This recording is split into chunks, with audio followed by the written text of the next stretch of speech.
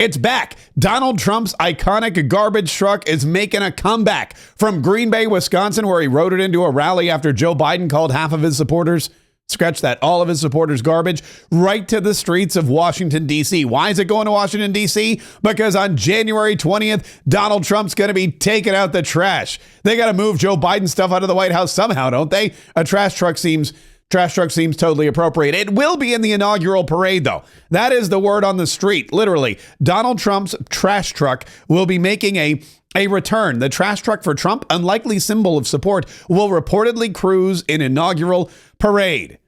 A source with the inaugural committee tells the Midwesterner a truck from Loadmaster, a firm based in Dickinson County, will be one of 39 entries in the parade that runs down Pennsylvania Avenue from the Capitol to the White House. This is the same historic truck that President Donald Trump rode in one of the most viral moments, which was him, of course, in Wisconsin at the Green Bay rally, making sure that everybody knew that Donald Trump supporters were proud.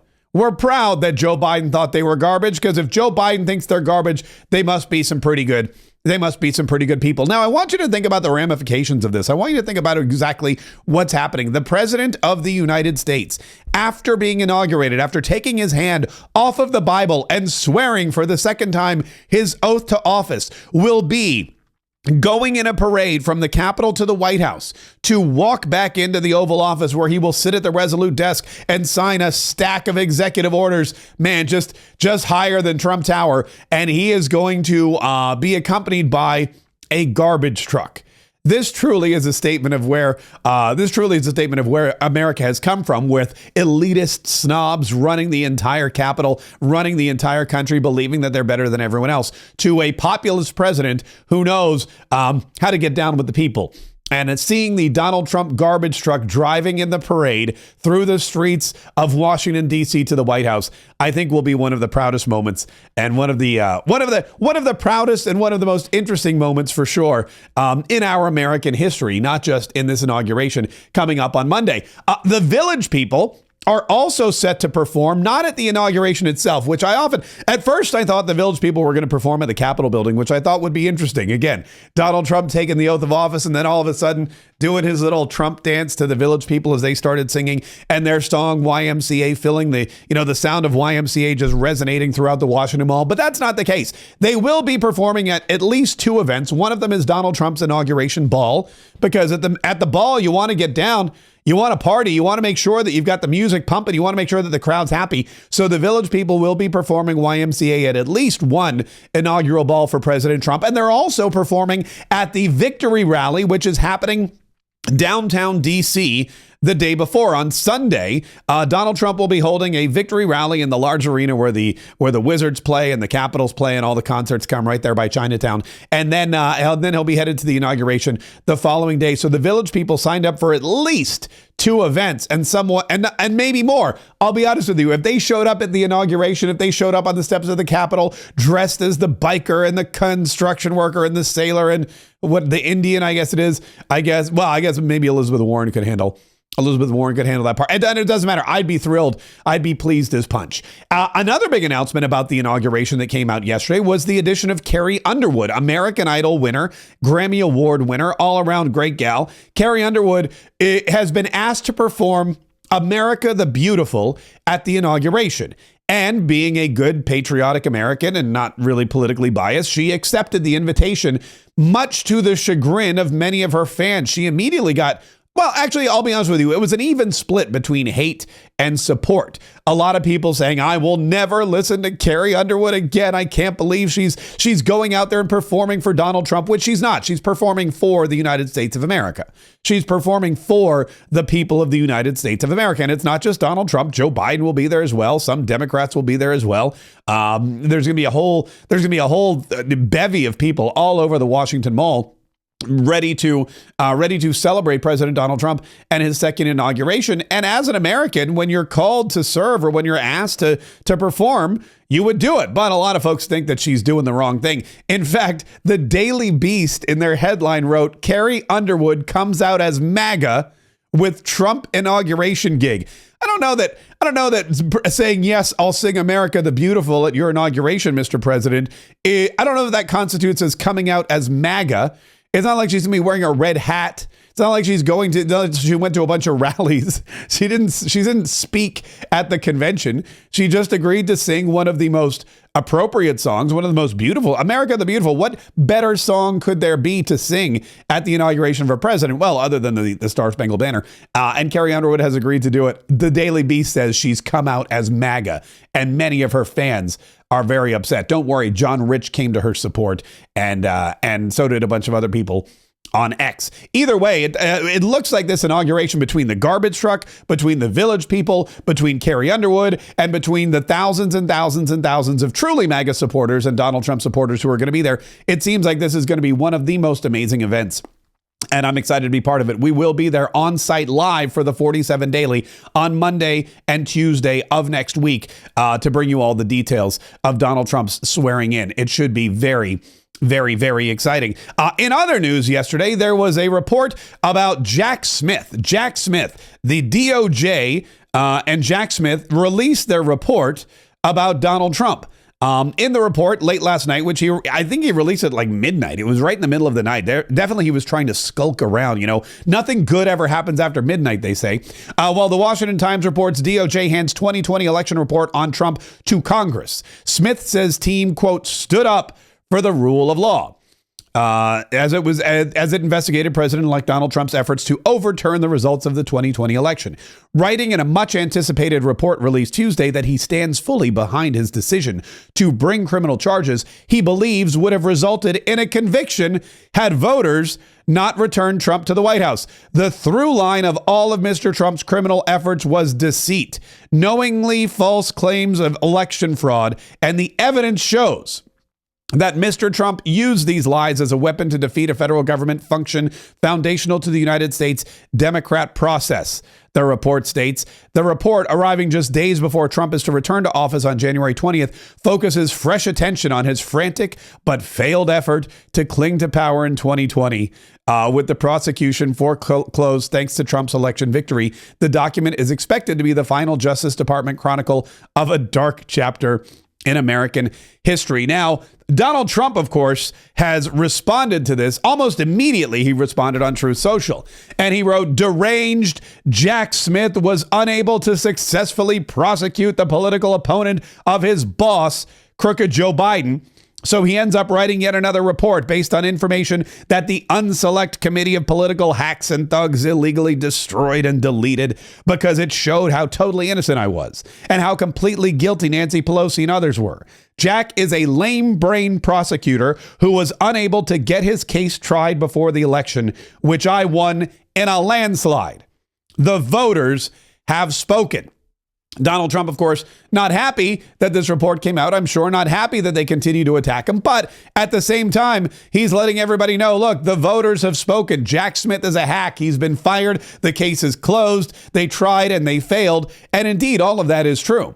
Hopefully, with the release of this report, we will definitely have, of course, an end to this. We will have some closure to this entire event, and it's great timing too, because today we begin the confirmation hearings for Donald Trump's cabinet. And yes, some of them have been, I don't know if controversial is the word. I know that they've tried to make a lot about very little things. I know that Pete Hegseth has been dragged through the mud because he has tattoos or he went out to a bar when he was 20. Pete Hegseth has been working like very diligent, working like a dog, really going around the Capitol building, meeting with everybody he needs to meet with, making sure that he has the support. And today at 9:30 a.m., he'll begin his confirmation hearing. In fact, it's a busy week of confirmation hearings for President Trump's cabinet selections. Pete Hegseth, who has been chosen by President Donald Trump to lead the Department of Defense Secretary, he's set to appear before the Senate Armed Services Committee on Tuesday, January 14th, that's today, at 9:30 a.m. They believe that this first hearing will be the most contentious hearing on the schedule, even more so than Robert F. Kennedy Jr. or Tulsi Gabbard or any of the others. CBS News reports the 44-year-old former Fox News host and Army combat veteran has faced intense scrutiny over sexual assault allegations. Oh, wait, sorry. There it is. That he has denied, along with controversial comments he's made about women in combat roles. He is also expected to face questions about his qualifications to lead the largest workforce in the country at the Defense Department.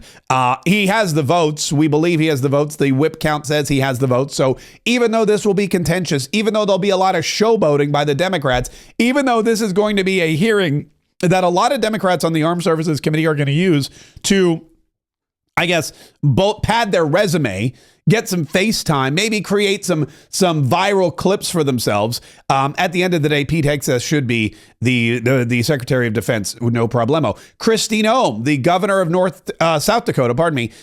Both Dakota governors are on the docket, so I get confused. Doug Burgums is coming up a little later, but Kristi Noem, South Dakota Governor Kristi Noem is Trump's pick to lead the Department of Homeland Security. She's slated to appear before the committee tomorrow, January 15th at 9 a.m., and she'll be appearing before the Senate Homeland Security and Governmental Affairs Committee.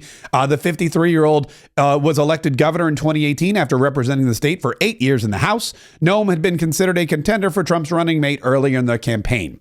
Pam Bondi, who replaced Matt Gaetz as the selection for Attorney General. Pam Bondi from here in Florida, Trump's pick for Attorney General, is slated to appear before the Senate Judiciary Committee first on Wednesday at 9 a.m. and then again on Thursday at 10:15. So they've got her doing double duty with the Senate Judiciary Committee. Bondi, 59, served as Florida's Attorney General before going to the work at the blah, blah, blah, blah. I don't know why there's an ad here. Marco Rubio for Secretary of State. Marco Rubio probably has the easiest path to confirmation. Nobody has said anything negative about Marco Rubio. I don't believe there's anything they've been able to drudge up in his past for Marco Rubio. Marco Rubio seems to be the cakewalk into the cabinet. He is slated for tomorrow as well at 10 a.m. in front of the Senate Foreign Relations Committee. John Ratcliffe, who has been chosen for CIA director, is also going to be appearing tomorrow. Tomorrow's the real busy day. January 15th, Senate Intelligence. Sean Duffy, who is selected for Transportation Secretary, will appear tomorrow at 10 a.m. Chris Wright, who's Trump's pick for Energy Secretary, a really exciting pick, by the way, for Energy Secretary, is scheduled to appear in front of the Senate Energy and Natural Resources Committee tomorrow at 10 a.m. And so on. So Doug Burgum, by the way, I believe is also... Oh, he's on Thursday. Doug Burgum, the governor of North Dakota, will be the Interior Secretary. Again, you can't, probably with Marco Rubio and Doug Burgum, there's no two other people who will have an easier time, I believe, getting confirmed. Burgum, a successful businessman who founded a software and venture capital company before entering public office, ran against Trump for the GOP nomination, self-funding the bulk of his campaign, yada, yada, yada. Lee Zeldin for the EPA, Scott Turner, it just goes on and on. Scott Bessent, and Doug Collins, I think, appears today. Doug Collins, former Georgia congressman, he's set to lead the Department of Veterans Affairs, and he will be set to meet with the Senate Committee on Veterans Affairs today at January 14th. I'm sorry, it was set for today, but it appears that they've postponed it to a later date. I'm not really sure why. Now, the big picks, the other picks, Trump's picks for top administration posts, including Robert F. Kennedy Jr. for Health and Human Services, Tulsi Gabbard for Director of National Intelligence, Kash Patel for FBI, and Elise Stefanik for the Ambassador to the United Nations, are expected to appear before Senate committees later on. Their hearings have yet to be scheduled or publicly announced. They're going to come after the inauguration, which I know is a little disheartening for some people, but Donald Trump wants them all in position ASAP, especially Kash Patel at the FBI, because he's got some people he needs to investigate as soon as possible. One last little tidbit. Donald Trump, just in case you thought now that Donald Trump was headed back to the White House and Donald Trump was headed back to, the Oval Office, if you thought he was going to calm down on his criticism of the media, you don't know Donald Trump at all. He's ramping it all up. Why? Well, because the media is ramping up its criticism of Donald Trump. And this happened last time. It's going to happen again. Seth Meyers, who I didn't even know he was still on television. I didn't know he still had a show. Seth Meyers was doing some kind of tidbit about MAGA. I Googled it myself as soon as Donald Trump wrote about it, but he was talking about the infighting and the civil war that he claims is erupting inside Donald Trump's administration, which most people don't believe exists. And Donald Trump at 1:24 a.m. Took to Truth Social to take to task NBC's Seth Meyers. How bad is Seth Meyers on NBC? A network, in quotes, by the way, run by a truly bad group of people. Remember, they also run MSDNC. I got stuck watching Marble Mouth Myers the other night, the first time in months, and every time I watch this moron, I feel an obligation to say how dumb and untalented he is. Merely a slot filler for the scum that runs Comcast. These guys should be paying a lot of money for the right to give these in-kind contributions to the radical left Democrat Party. These are not shows or entertainment. They are simply political hits 100% of the time. To me and the Republican Party, Comcast should pay a big price for this. Now, keep in mind, a lot of folks made names for themselves, big names for themselves during Donald Trump's first administration by attacking him. Most notably, Jim Acosta, who was the White House reporter, who was the original target of Donald Trump's fake news attack at the press conference, and who rode that wave of fame all the way to his own show on CNN. Jim Acosta is now one of the it guys at CNN, and there's a lot of them. There's a lot of people put an SH before the IT, but it doesn't matter. Jim Acosta really took nailing Donald Trump and criticizing Donald Trump and accusing Donald Trump to a new level. Stephen Colbert did the same thing before he flamed out miserably. Same with Jimmy Kimmel, who saw a spike in his career until the glorious downfall, leading to him retiring, I believe. Is this his last year? It could be. I don't even know. A lot of people are going to try to make their names and make their cases and make their careers and make a lot of money by being anti-Trump. And it appears that Seth Meyers has thrown his hat into the ring. NBC, of course, will continue to do this. We all know that George Snuffleupagus already was the loser in a lawsuit that paid Donald Trump $16 million over there at ABC. So don't think that as Donald Trump gets into office and starts making these changes, the media is going to back down. Sure, Mark Zuckerberg and a couple of the other social media companies have already come down to Mar-a-Lago and begged forgiveness and bent the knee and said, we're not going to censor you anymore. That's all well and good. But as Donald Trump gets back into office and we get farther and farther away from Election Day, you're going to see more and more of these agencies start stepping back into the ring and taking swings at Donald Trump in an effort to not knock him out, but at least draw some attention to themselves. Because for a lot of these folks, criticizing Donald Trump is the only way they'll ever get any attention drawn to themselves. Listen, we have so much more to talk about today. There's a lot going on. And of course, we have a full podcast, Mark Kaye Saves the Republic, our second daily podcast, which airs every single day at noon. You can live stream it on any of our streaming platforms, including Rumble and YouTube and Facebook and X. Or if you want to listen to it at your leisure, you can find it on any of our any podcast platform that's reputable. And probably some unreputable ones too. Wherever you listen to your podcast, go there and search Mark Kaye Saves the Republic. Mark Kaye Saves the Republic. Download, listen, and enjoy.